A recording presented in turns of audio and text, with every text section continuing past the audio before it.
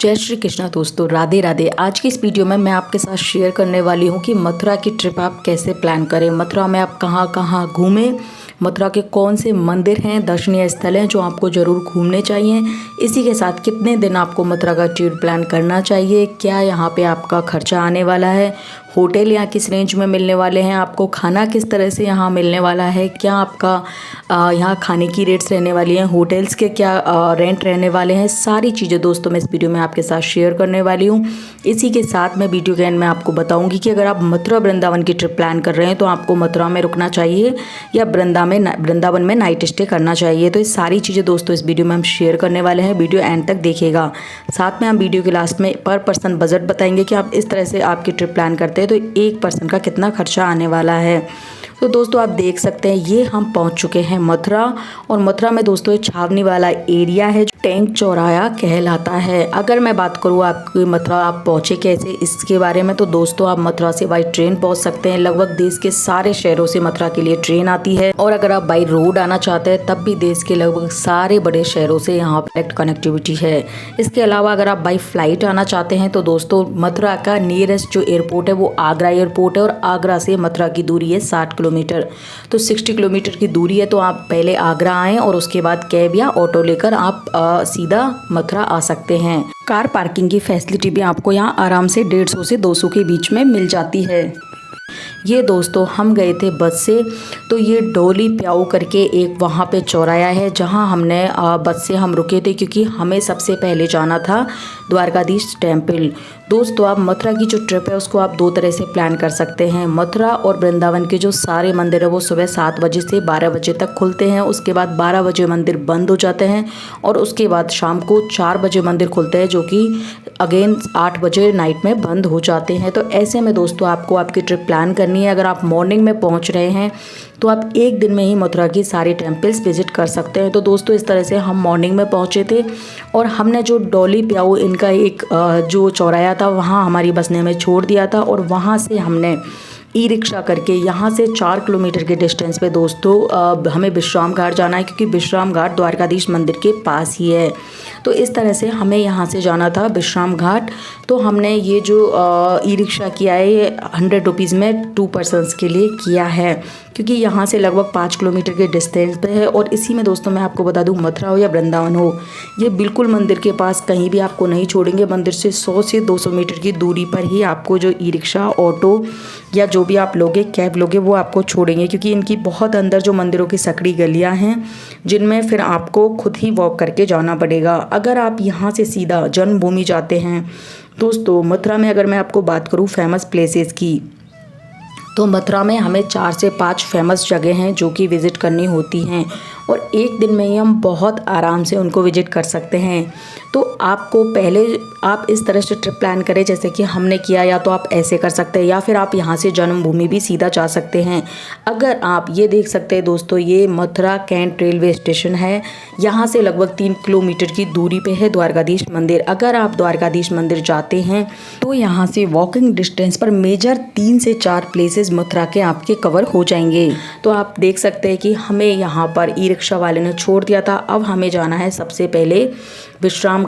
अगर मैं बात करूं दोस्तों मथुरा में स्टे करने का, तो यहाँ पे धर्मशालाएं बहुत रीज़नेबल हैं। हमने धर्मशालाओं में बात भी करी थी। ये हमें जिस धर्मशाला को मैं अभी आपको बताने वाली हूँ बिल्कुल विश्राम घाट के सामने है, वो दिल्ली वालों की धर्मशाला है। वहाँ पे 4 पर्सन ओनली 400 में आप एक नाइट यानी कि 24 घंटे के लिए स्टे कर सकते हैं। इसी तरह से 5 से 600 की रेंज में आपको अच्छी धर्मशालाएँ मिल जाएंगी, और द्वारकाधीश मंदिर के आसपास बहुत सारी धर्मशालाएँ हैं। अगर मैं बात करूं होटल की, तो 700 रुपये से एसी रूम यहाँ स्टार्ट हो जाते हैं। तो एक दिन के लिए आप एसी रूम अगर लेना चाहते हैं तो 700 से 1500 के बीच में आप एक नॉर्मल एसी रूम ले सकते हैं। बाकी आपके बजट के ऊपर है, जितना भी आप बजट अच्छा खर्च करना चाहते हैं उस हिसाब से बहुत अच्छे होटल्स भी आपको अपर रेंज में यहाँ मिल जाएंगे। तो अब यहाँ हम सबसे पहले पहुँचते हैं बंगाली घाट पे। तो आप देख सकते हैं यहाँ पे यमुना नदी कितना अच्छे से बह रही है, और ये जो यमुना मैया है इस पे सबसे पहला घाट जिस रास्ते से हम आए हैं वहाँ सबसे पहला ये बंगाली घाट ही पड़ता है। तो दोस्तों यहाँ पे आप थोड़ा सा सावधान रहें, मोबाइल यूज़ कर रहे हैं, अगर आपने चश्मा पहन रखा है, क्योंकि मंकीज़ इस एरिया में बहुत ज़्यादा हैं। तो हमने इस तरह से थोड़ा सा बंगाली घाट देखा और हम थोड़ा सा आगे निकल गए। इससे थोड़ा सा आप आगे चलते हैं 5 मिनट के गैप में, तो फिर आता है दाऊजी घाट। दाऊजी घाट भी दोस्तों आप देख सकते हैं, ये वाला एरिया दाऊजी घाट का आता है और ये इस तरह से यहाँ पे बहुत सी धर्मशालाएँ बनी हुई हैं। इन सब का रेंज जो 700-800 रुपये तक एक से एक अच्छी धर्मशाला आपको मिल जाएगी। तो दोस्तों ये फिर एक और घाट आ चुका है और आप देख सकते हैं कि यहाँ से आप बोटिंग भी कर सकते हैं। अब इसी के सामने देख सकते हैं धर्मशाला है दिल्ली वालों की, इन्हीं से हमने बात की थी और लगभग इसी रेंज में सारी धर्मशालाएं आपको मिल जाएंगी। इस तरह से आपको हम ये ऊपर से भी दिखा देते हैं। इनके रूम का साइज़ भी काफ़ी अच्छा है, जिसमें 4 लोग एक साथ आ सकते हैं। इन्होंने सिंगल बेड लगाए हुए हैं और यहाँ पे अगर आप रूम नहीं लेना चाहते हैं, आपका बैग रखना चाहते तो 50 रुपये में लॉकर की फैसिलिटी भी आपको देते हैं। इसी के साथ 10 रुपये में दोस्तों आप 10 रुपीज़ ईच पर्सन आप यहाँ पे वॉशरूम यूज़ कर सकते हैं। और इसी के साथ दोस्तों आप चाय वगैरह की फैसिलिटीज़ भी देते हैं। एज ए पीजी ये लोग यहाँ पे काम करते हैं, तो आप चाय वगैरह भी यहाँ पी सकते हैं। तो इसके बाद दोस्तों हमने यहाँ आए, हमने वॉशरूम वगैरह यूज़ किया और इसके बाद हम आ चुके हैं ये विश्राम घाट। ये जो विश्राम घाट है दोस्तों, यहाँ पे ज़्यादातर लोग आते हैं और हाथ पैर वॉश करते हैं, कुछ लोग नहा के भी जाते हैं। इसके बाद लोग जाते हैं द्वारकाधीश मंदिर। आप यहाँ पे आएँ और कम से कम 15 से 20 मिनट के टाइम आप यहाँ पे ज़रूर स्पेंड करें। ये बहुत ही अच्छी जगह है मथुरा में, आपको थोड़ा सा सुकून देने वाली जगह है, बहुत अच्छी वाइब्स यहाँ आती हैं। तो इस तरह से ये पूरा विश्राम घाट है। और जो यमुना मैया की जो आरती होती है शाम को दोस्तों, वो भी इसी विश्राम घाट पे दी जाती है। अगर आप साथ में खाना लाए हैं तो आप यहाँ पे खाना भी खा सकते हैं। और अगर आप नाइट में, अगर मान लो मथुरा में आप स्टे कर रहे हैं, तो एक बार शाम को आप आरती के समय 7 बजे के आसपास आप यहाँ विश्राम घाट पे ज़रूर आएँ, क्योंकि विश्राम घाट पे ही दोस्तों यमुना मैया की आरती होती है। तो इस तरह से ये पूरा अच्छे से बना हुआ विश्राम घाट है। यहाँ पे अगर आप खाना खाते हैं तो मंकीज़ भी इतने ज़्यादा नहीं होते, क्योंकि यहाँ बहुत क्राउड होता है। और अगर आप बोटिंग की बात करूँ अगर मैं, तो आप यहाँ बोटिंग कर सकते हैं। आप यहाँ बोटिंग 2 तरह से कर सकते हैं। एक तो 50 रुपीज़ में आपको ये थोड़ा सा राउंड लगवाएंगी बोट्स, और एक आप कर सकते हैं 100 रुपीज़ में, जो कि ये जो रिवर है यमुना मैया है, इसके अपोजिट साइड से आपको ले जाएंगी और वहाँ से फिर दोबारा एक बड़ा सा राउंड लगवा के आपको यहीं आके छोड़ देते हैं। तो इस तरह से आप विश्राम घाट आइए और बोटिंग कर सकते हैं। यहाँ आप नहा भी सकते हैं यमुना मैया में। और इसी के साथ हमारी तरह हाथ पैर धोकर हम यहाँ से दोस्तों अब निकलने वाले हैं श्री राजाधिराज द्वारकाधीश के मंदिर। द्वारकाधीश का जो मंदिर है वो यहाँ से बिल्कुल ही वॉकिंग डिस्टेंस पे है और इसमें 2 से 3 रास्ते हैं एंटर करने के और निकलने के। तो हमने जो रास्ता लिया है वो हमें जो द्वारकाधीश मंदिर जाना है, तो हम उस रास्ते से निकल रहे हैं जहाँ से द्वारकाधीश का मंदिर पास में पड़ता है। तो देख सकते हैं दोस्तों, अब यहाँ से आपको निकल जाना है और इसके बाद हम आ चुके हैं द्वारकाधीश मंदिर। द्वारकाधीश मंदिर है वो दोपहर 12 बजे बंद हो जाता है, उसके बाद शाम को 4 बजे अगेन ये खुलता है। तो इस तरह से आप द्वारकाधीश मंदिर आ जाइए। द्वारकाधीश मंदिर में दोस्तों अंदर वैसे फ़ोटोग्राफी अलाउ नहीं है, आप देख सकते हैं। ये जो शुरुआत में मंदिर में हम एंटर करते हैं तो यहाँ पे झूले पे लड्डू गोपाल जी और इस तरह से कृष्ण जी की छोटी छोटी बाल रूप में प्रतिमाएं रखी हैं। ये चांदी का झूला है, इसमें बलदाऊ जी भी हैं, कृष्ण भगवान भी हैं, राधा रानी भी हैं। और जो दूसरा ये वाइट कलर का है, चांदी का झूला है, और जो गोल्डन कलर का आपको दिख रहा है दोस्तों, वो गोल्ड यानी कि सोने के झूले बने हुए हैं। तो इस तरह से अब हम यहाँ करते हैं द्वारकाधीश के दर्शन। वैसे मंदिर में फ़ोटोग्राफी वीडियोग्राफी बिल्कुल अलाउ नहीं है। तो इस तरह से ये सामने जो आपको देखने वाले हैं ये हैं द्वारकाधीश, जो कि बहुत दूर से दिख रहे हैं क्योंकि आप नज़दीक से फ़ोटोग्राफी नहीं ले सकते हैं। तो इस तरह से बहुत आराम से हमने कर लिए हैं द्वारकाधीश के दर्शन। इस तरह से आप द्वारकाधीश को, यहाँ पे द्वारकाधीश टेम्पल में आराम से, बहुत ज़्यादा भीड़ नहीं होती है, विदिन 30 मिनट आप पूरा टेम्पल विज़िट कर सकते हैं और बहुत अच्छे से आप राजाधिराज द्वारकाधीश के इस तरह से दर्शन पा सकते हैं। तो दोस्तों ये हुआ द्वारकाधीश मंदिर का। इसके बाद हम नेक्स्ट यहाँ से जाने वाले हैं कंस के किला। आप देख सकते हैं हमने दूर से फ़ोटो लिया है, तो ये है द्वारकाधीश की वहाँ पर मूर्ति। तो दोस्तों आप ये देख सकते हैं, ये मंदिर बहुत बड़ा है। ये बाहर से, इसके बाहर बहुत सी स्टॉल्स लगी हुई हैं। अगर आप यहाँ थोड़ा बहुत शॉपिंग भी करना चाहती है, छोटा मोटा कुछ मथुरा के से ख़रीदना चाहती हैं पूरे मेमोरी, तो आप यहाँ से बहुत अच्छे से आप शॉपिंग भी कर सकते हैं, क्योंकि आप बहुत अच्छी और बहुत सारी इस मंदिर के नीचे स्टॉल्स लगी हुई हैं। और इसी के साथ यहाँ से वॉकिंग डिस्टेंस पे 5 मिनट की दूरी पे यानी कि 100 to 150 मीटर की दूरी पे ही कंस का किला है। यहीं पे आप नेक्स्ट डेस्टिनेशन कवर करने वाले हैं, वो कंस का किला है और आप यहाँ पे कंस का किला घूम सकते हैं।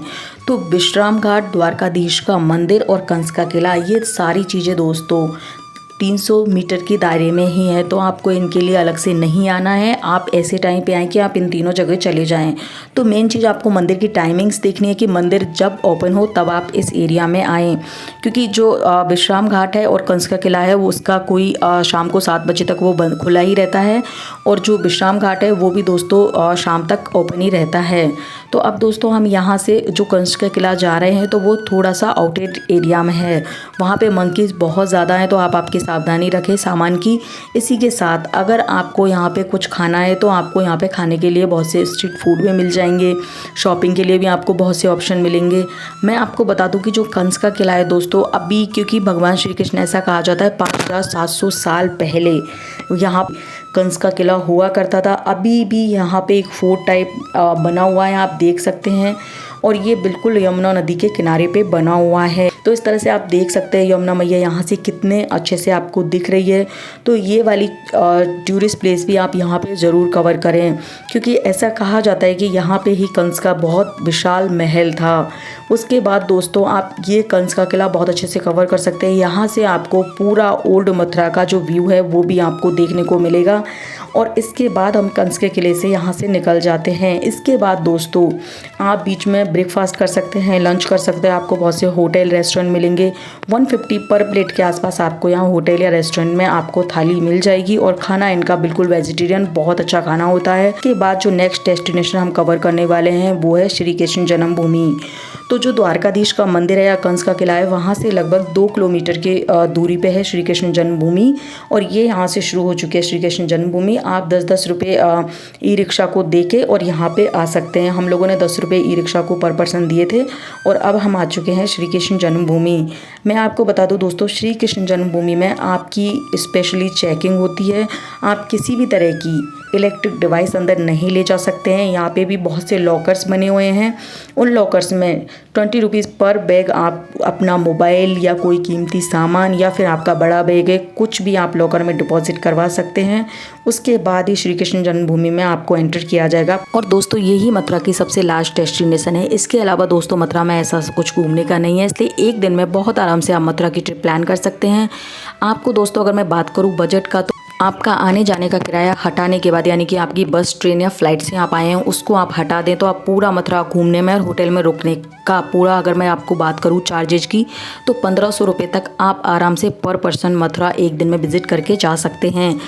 इसमें आपका 1 नाइट स्टे प्लस फूड आ जाएगा।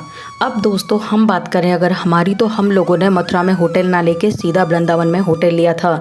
अगर मैं आपको सजेस्ट करूं तो आपको भी मथुरा में होटल ना लेके वृंदावन में ही होटल लेना चाहिए, अगर आप मथुरा वृंदावन की ट्रिप साथ कर रहे हैं तो। क्योंकि दोस्तों वृंदावन में बहुत ज़्यादा मंदिर है, और वहाँ आप सुबह अर्ली मॉर्निंग में उठ के मंदिर विज़िट करना शुरू कर सकते हैं।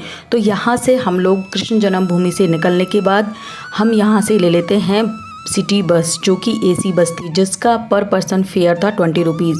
अगर आप पर्सनल व्हीकल लेके आए हैं तो आप यहाँ से 11 किलोमीटर की दूरी पे है वृंदावन, सीधा यमुना एक्सप्रेस वे से आप जा सकते हैं। और अगर हमारी तरह आप पब्लिक ट्रांसपोर्ट यूज़ कर रहे हैं तो 20 रुपये ई रिक्शा यहाँ से लेता है, 20 रुपये ही ऑटो वाला लेता है, और 20 रुपये आप सिटी बस एसी से आराम से वृंदावन जा सकते हैं। तो नेक्स्ट वीडियो में दोस्तों मैं मिलने वाली हूँ वृंदावन ब्लॉग के साथ। हमने कैसे वहाँ स्टे किया, क्या वहाँ का हमारा पूरा ट्रिप रहा, वो मैं आपके साथ आगे शेयर करने वाली हूँ। ये हम बैठ चुके हैं सिटी बस में। मिलती हूँ बहुत जल्दी नेक्स्ट ब्लॉग के साथ। टिल देन बाय बाय, जय श्री कृष्णा, राधे राधे।